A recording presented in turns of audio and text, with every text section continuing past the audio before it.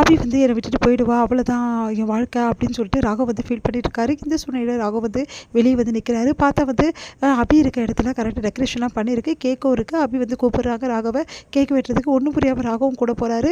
2 பேருமே சேர்ந்து சந்தோஷமாக கேக் வெட்டுறாங்க. அப்போ வந்து ராகவ் ஊட்டி விட்றாங்க அபி. அடுத்து வந்து ராகவ் கூட டான்ஸும் பண்ணுறாங்க. இது எல்லாத்தையுமே வந்து அப்படியே வந்து மனசு சந்தோஷமாக வந்து பண்ணிகிட்ருக்காரு. இது எல்லாத்தையுமே நினச்சி பார்க்குறாரு கனவுலேருந்து.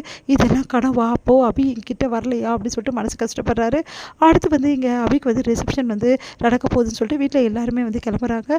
ராகவ் கூப்பிட்றாங்க. ராகவுக்கு மனம் இல்லாமல் வந்து வேறு வழி இல்லாமல் கிளம்புறாரு. அடுத்து வந்து ரிசப்ஷனில் எல்லாருமே வராங்க. இங்கே வந்து சுந்தரி வந்து எங்கே இந்த முரளி எங்கே போயிட்டான்னு தெரியலையே, இன்னும் ஏதாவது பண்ணுறேன்னு சொன்னானே, கல்யாணத்தை கண்டிப்பாக நிறுத்தவே சொன்னானே, ஆளே காணுமே அப்படின்னு சொல்லிட்டு சுந்தரி வந்து யோசிச்சுட்டு இருக்காங்க.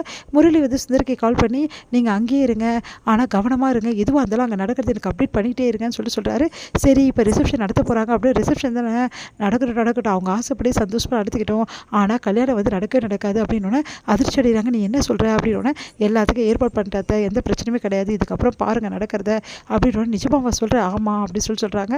சரி பார்க்கலாம் அப்படின்னு சொல்லிட்டு சுந்தரியும் சொல்கிறாங்க. கிஃப்ட் கொடுக்கறதுக்காக ராகவ் வந்து மேடை ஏறுறாரு. அப்போ வந்து அபியோட கையை பிடிக்கிறாரு. அபிக்கு ஒன்றும் புரியல, எதுக்கு ராகவ் சார் நம்ம கையை பிடிக்கிறாரு அப்படின்னு சொல்லிட்டு பார்த்துக்கிட்டே இருக்காங்க. அடுத்து கொஞ்ச நேரத்துலேயே வந்து நினச்சி பார்க்குறாரு. அபி கூட இருந்தது, அந்த கேக் வெட்டினது எல்லாத்தையுமே வந்து மனசில் வந்து பட்டது எல்லாத்தையுமே நினச்சி பார்த்துட்டு அப்படியே வந்து யோசிச்சுட்டு இருக்காரு. அதுக்கப்புறம் அபி வந்து கையை வந்து ஏன் ராகவ் பிடிக்கிறா அப்படின்னு சொல்லிட்டு பார்த்துட்டு இருக்கேன். அப்புறம் கையை விட்டுறாரு. அடுத்து வந்து இங்கே அபிக்கு ஒன்றும் புரியாமல் யோசிச்சுட்டு இருக்காங்க. அடுத்து என்ன பண்ணுறாரு, ராகவ் வந்து அப்படியே வந்து டென்ஷன் ஆகி அங்கேருந்து பார்க்குறாரு. அவங்க அக்கா எங்கடா போகிற அப்படின்னோடனே இல்லைக்கா ஒரே டென்ஷன், கொஞ்சம் நேரம் தான் இருறா அப்படின்னு சொல்லிட்டு இருக்க வைக்கிறாங்க. ராகவால் தாங்கிக்கவே முடியல. சரி ஓகே நான் கொஞ்சம் ரெஸ்ட் எடுத்துக்கிறேன் அப்படின்னு சொல்லிட்டு ராகவ் போயிடுறாரு. இங்கே வந்து அபி வந்து ஃபோட்டோக்கு நிற்க சொல்கிறாங்க. வந்து நெளிஞ்சு அபி நிற்கிறாங்க ஃபோட்டோஸ்க்கு.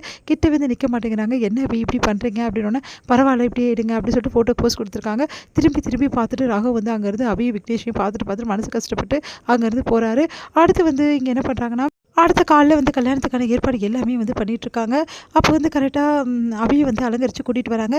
சரி மாப்பிள்ளை கூட்டிகிட்டு வாங்க அப்படின்னோடனே விக்னேஷ் போய் கூப்பிட போகிறாங்க. அப்போ விக்னேஷ் வந்து அங்கே இல்லை. அதை பார்த்துட்டு எல்லாருமே அதிர்ஷ்டம் மாப்பிள்ளை எங்கே அப்படின்னு சொல்லி தேடுறாங்க.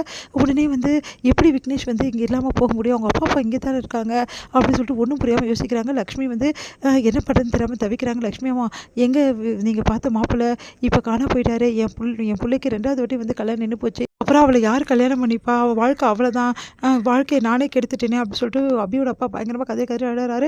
அவங்க அம்மா எவ்வளோ சமாதானப்படுத்தி பார்க்குறாங்க. அவருக்கு ஒரு உடம்பு சரியில்லைங்க அப்படின்னு சொல்லிட்டு பார்க்குறாங்க. பார்த்தா அவருக்கு ரொம்ப உடம்பு சரியில்லாமல் ஆகிடுது. எல்லாருமே பதறி போகிறாங்க. அப்போ வந்து என்ன பண்ணுறதுன்னு தெரியாமல் லக்ஷ்மி அம்மா தவிக்கிறாங்க.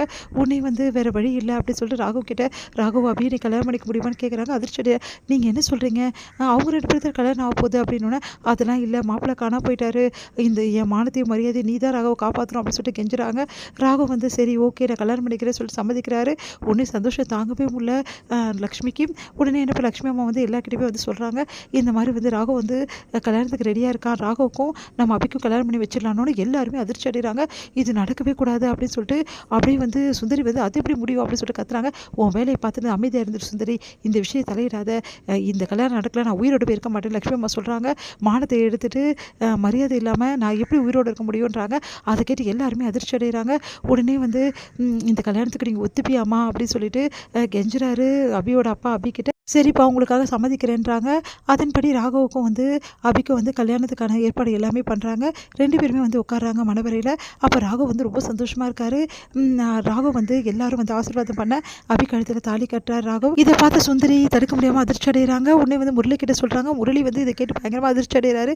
இதுக்காக தானே அந்த விக்னேஷை தூக்கணும் இப்படி ஆயிடுச்சு அப்படின்னு சொல்லிட்டு சமய டென்ஷன் ஆகிறாரு. இது முடியுது.